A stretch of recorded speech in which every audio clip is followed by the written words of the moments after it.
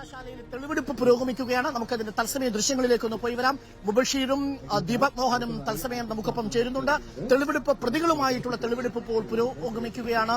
ഹോസ്റ്റലിനുള്ളിലാണ് ഇപ്പോൾ തെളിവെടുപ്പ് എന്നാണ് നമ്മൾ മനസ്സിലാക്കുന്നത്. നമുക്ക് ആ ദൃശ്യങ്ങളിലേക്ക് പോകാം. മുബഷീറാണ് തത്സമയമുള്ളത്. ഹോസ്റ്റലിന്റെ കോമ്പൗണ്ടിലാണ് ഇപ്പോൾ തെളിവെടുപ്പ് നടക്കുന്നത്. മുബഷീർ പി അക്ബർ നമുക്കൊപ്പം ചേരുന്നുണ്ട്. മുബഷീർ, തെളിവെടുപ്പ് പുരോഗമിക്കുകയാണ്. എല്ലാ പ്രതികളെയും പോലീസ് കൊണ്ടുവന്നിട്ടുണ്ടോ?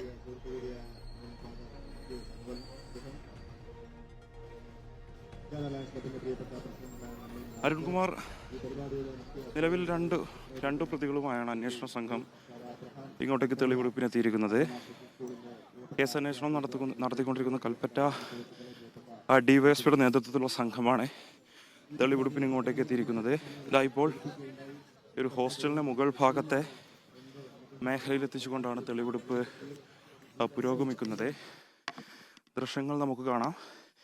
കഴിഞ്ഞ ദിവസം കേസിൽ ഏറ്റവും നിർണായകമായ തെളിവ് ശേഖരണത്തിന് ശേഷമാണ് അന്വേഷണ സംഘം ഇന്ന് പ്രതിപക്ഷ സംഘടനകളുടെ ഈ ഒരു പ്രതിപക്ഷ സംഘടനകളുടെ പ്രതിഷേധം നടക്കുന്നതിന് തൊട്ടു മുന്നോടിയായി ഇത്തരമൊരു തെളിവെടുപ്പിന് വേണ്ടി ഇങ്ങോട്ടേക്ക് എത്തിച്ചേർന്നിരിക്കുന്നത്. രണ്ട് പ്രതികളാണ് ഈ ഒരു അന്വേഷണ സംഘത്തോടൊപ്പം ഉള്ളത്. ഇപ്പോൾ ഈ ഒരു മർദ്ദനം നടന്നു എന്ന് പറയപ്പെടുന്ന ഹോസ്റ്റലിന്റെ മുകൾ ഭാഗത്ത് പ്രതികൾ എത്തിച്ചുകൊണ്ടാണ് തെളിവ് ശേഖരണം നടത്തിക്കൊണ്ടിരിക്കുന്നത്. നേരത്തെ പുറത്തു വന്ന റിപ്പോർട്ടിൽ ഉൾപ്പെടെ ഇത്തരത്തിൽ ഹോസ്റ്റലിനും അതുപോലെ തന്നെ അതിന് പരിസരത്തെ 4 മേഖലകളിലായിരുന്നു മർദ്ദനം നടന്ന വിവരങ്ങളൊക്കെ തന്നെ പുറത്തു വന്നിരുന്നു. അതിൻ്റെ പശ്ചാത്തലത്തിൽ കൂടിയാണ് ഈ ഒരു ഹോസ്റ്റലിൻ്റെ മുകൾ ഭാഗത്തെ കുന്നിൻ പ്രദേശത്തെത്തിച്ചുകൊണ്ട് ഇപ്പോൾ തെളിവ് ശേഖരണം അന്വേഷണ സംഘം നടത്തിക്കൊണ്ടിരിക്കുന്നത്.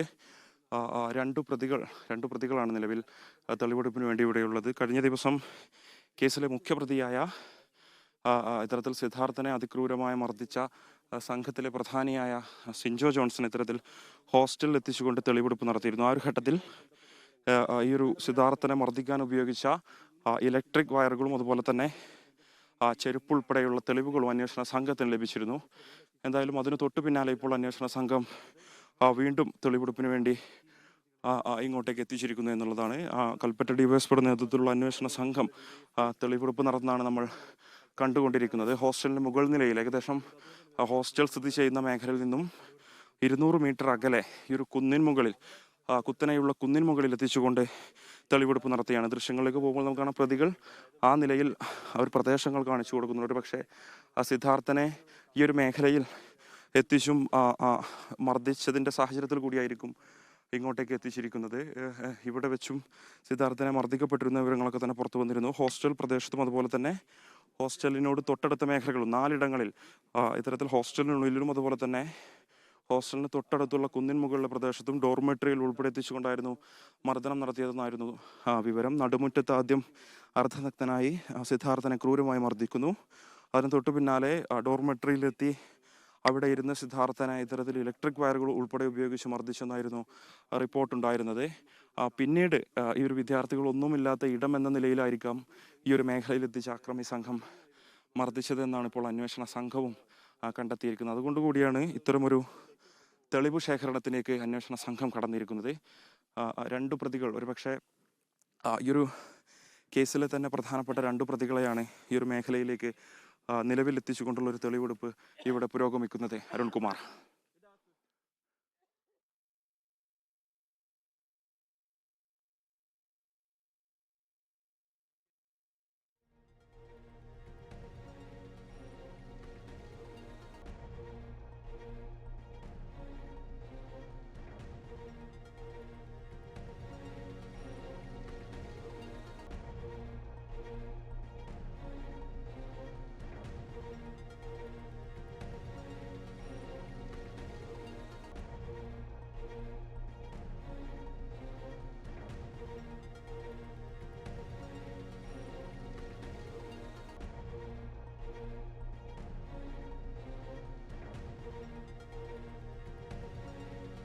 വെറ്റിനറി സർവകലാശാലയിലെ സിദ്ധാർത്ഥൻ്റെ മരണത്തിലാണിപ്പോൾ അന്വേഷണത്തിൻ്റെ 2ാം തെളിവെടുപ്പ് ഘട്ടത്തിലേക്ക് കടന്നിരിക്കുന്നത്. കേസിലെ പ്രതികളായ രഹാൻ ബിനോയ് അതുപോലെ തന്നെ മറ്റൊരു പ്രതിയുമായിട്ടാണ് അന്വേഷണ സംഘം ഇപ്പോൾ ഇവിടെ തെളിവെടുപ്പ് നടത്തിക്കൊണ്ടിരിക്കുന്നത്. കൽപ്പറ്റ ഡിവൈഎസ്പി സജീവൻ നേതൃത്വത്തിലുള്ള പോലീസ് സംഘം അല്പസമയം മുമ്പാണ് ഈ ഒരു മേഖലയിലെത്തി തെളിവ് ശേഖരണം ആരംഭിച്ചത്.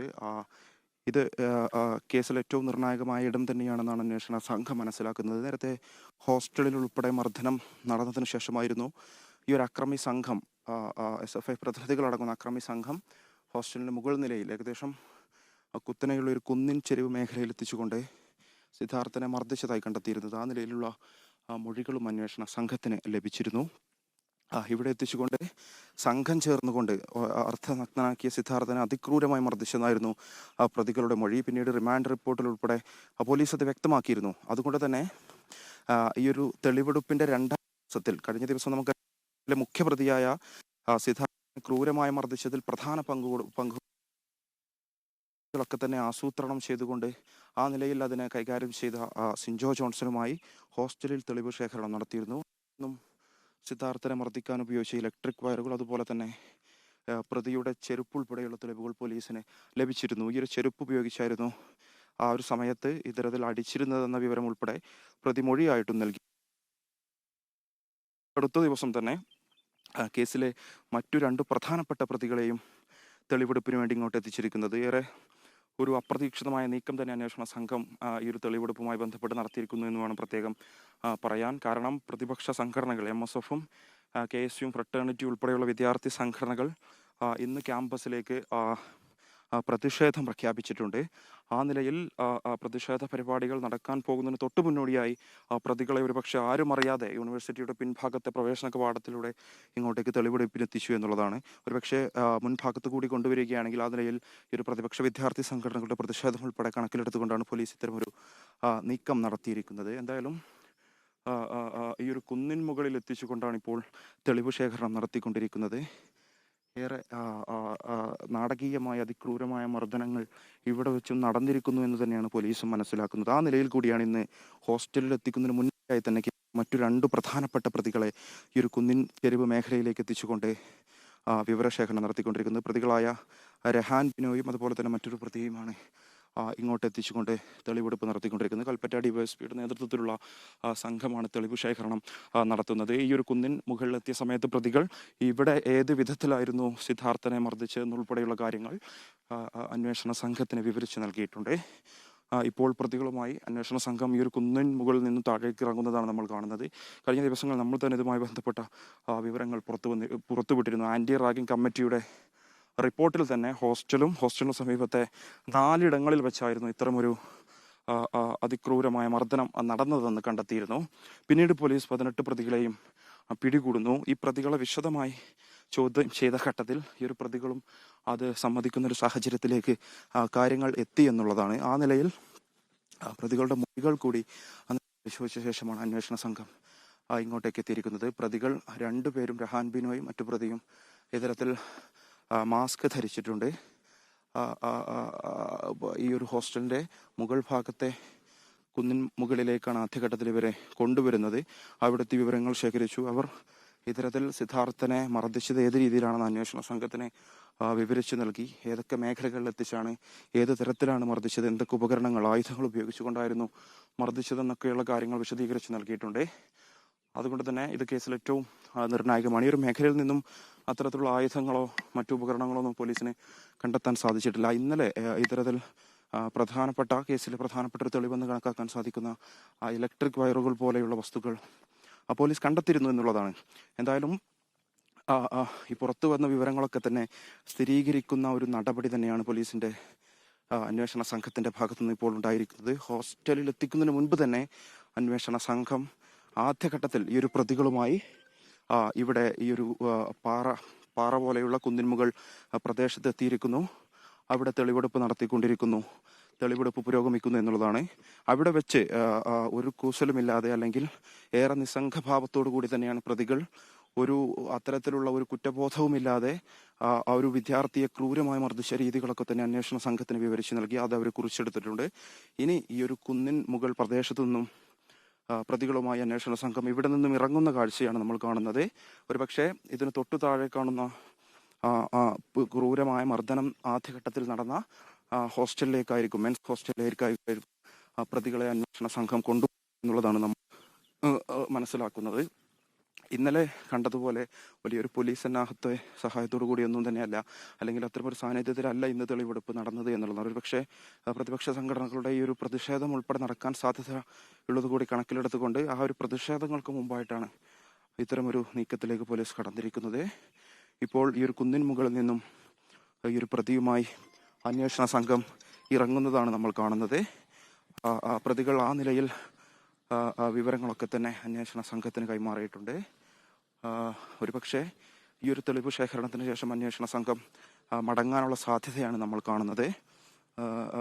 ഇന്ന് പ്രതിഷേധങ്ങളൊക്കെ തന്നെ പൂർത്തിയായ ഘട്ടത്തിൽ നാളെയായിരിക്കും ഇനി തുടർ തെളിവെടുപ്പൊക്കെ തന്നെ നടക്കുക എന്നുള്ളതാണ് മനസ്സിലാക്കുന്നത്. ഇപ്പോൾ ദൃശ്യങ്ങളിൽ അന്വേഷണം നടത്തിക്കൊണ്ടിരിക്കുന്ന കൽപ്പറ്റ ഡിവൈഎസ്പി സജീവൻ പ്രതികളുമായി സംസാരിക്കുന്നതാണ് നമ്മൾ കണ്ടുകൊണ്ടിരിക്കുന്നത്. രഹാൻ ബിനോയും മറ്റൊരു പ്രതിയെയുമാണ് ഇവിടെ തെളിവെടുപ്പിന് വേണ്ടി എത്തിച്ചത്. നേരത്തെ സിൻജോ ജോൺസൺ, കേസിലെ മുഖ്യപ്രതിയായ സിൻജോ ജോൺസനെ ഇത്തരത്തിൽ തെളിവെടുപ്പിന് വേണ്ടി ഹോസ്റ്റലിൽ എത്തിച്ചിരുന്നു. ഏറെ നാടകീയമായിരുന്നു അവിടെ നടന്ന ഇന്നലെയുള്ള തെളിവെടുപ്പും. ഏറെ നിസ്സംഗഭാവത്തോടു കൂടി തന്നെ ആ ഒരു അക്രമി സംഘത്തിലെ പ്രധാനിയായ സിൻജോ ജോൺസൺ കാര്യങ്ങളൊക്കെ തന്നെ നിഷ്ഠൂരമായി എങ്ങനെയാണ് സംഭവിച്ചതെന്നൊക്കെ തന്നെ വിവരിച്ചു നൽകി. ഇപ്പോൾ തെളിവെടുപ്പ് പൂർത്തിയാക്കിക്കൊണ്ട് അന്വേഷണ സംഘം മടങ്ങുന്നതാണ് നമ്മൾ കാണുന്നത്. ഇന്നത്തെ പോലീസിന്റെ ഈ ഒരു നീക്കം, ഈ ഒരു തെളിവെടുപ്പ് താൽക്കാലികമായി ഇവിടെ അവസാനിപ്പിച്ചുകൊണ്ടാണ് അന്വേഷണ സംഘം ഇവിടെ നിന്നും മടങ്ങുന്നത്. ഇപ്പോൾ പോലീസ് വാഹനം തിരിച്ചു പോകുന്നതാണ് നമ്മൾ കാണുന്നത്.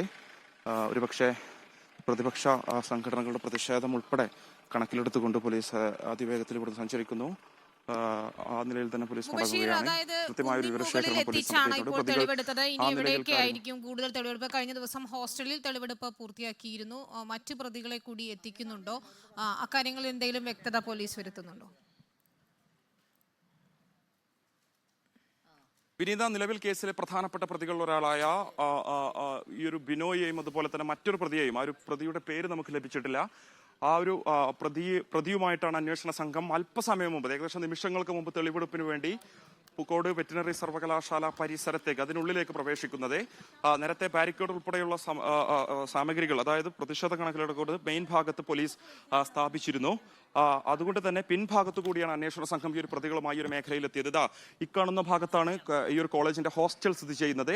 അവിടെ വെച്ചായിരുന്നു ക്രൂരമർദ്ദനം നടന്നത്. പിന്നീട് ആന്റി റാഗിംഗ് കമ്മിറ്റിയുടെ റിപ്പോർട്ടാണെങ്കിലും പ്രതികൾ കൊടുത്ത മൊഴിയിലാണെങ്കിലും കൃത്യമായും ഈ ഒരു ഹോസ്റ്റലിന് മുകൾ നിലയിൽ, അതായത് ഇവിടെ നിന്നും ഏകദേശം 300 മീറ്റർ അകലെയുള്ള കുത്തനെയുള്ള ഒരു കുന്നിൻ ചെരുവ് മേഖലയിൽ എത്തിച്ചുകൊണ്ടും അർദ്ധനഗ്നനാക്കിയ സിദ്ധാർത്ഥനെ അതിക്രൂരമായി മർദ്ദിച്ചെന്നായിരുന്നു റിപ്പോർട്ടുണ്ടായിരുന്നത്. അതുകൊണ്ട് തന്നെ ഈ ഒരു 2 പ്രതികളെ ഹോസ്റ്റലിൽ എത്തിക്കാതെ ആദ്യഘട്ടത്തിൽ ഈ ഒരു കുന്നിൻ ചെരുവ് മേഖലയിൽ എത്തിച്ചുകൊണ്ട്, മലമുകളിൽ എത്തിച്ചുകൊണ്ടാണ് പോലീസ് പരിശോധന നടത്തിയത്. പ്രതികൾ ഏറെ നിസ്സംഗഭാവത്തോടു കൂടി യാതൊരു കുറ്റബോധവുമില്ലാതെ ആ നിലയിൽ ഏത് തരത്തിലാണ് അതിക്രൂരമായി മർദ്ദിച്ചത് എന്ന കാര്യങ്ങളൊക്കെ തന്നെ ഈ ഒരു അന്വേഷണ സംഘത്തിന് വിവരിച്ചു നൽകി. മാസ്ക് ധരിച്ചു വന്ന ആ ഒരു പ്രതികൾ കാര്യങ്ങളൊക്കെ തന്നെ വിശദമായി വിവരിക്കുന്ന ഉൾപ്പെടെ നേരത്തെ ദൃശ്യങ്ങൾ നമ്മൾ കണ്ടിരുന്നു.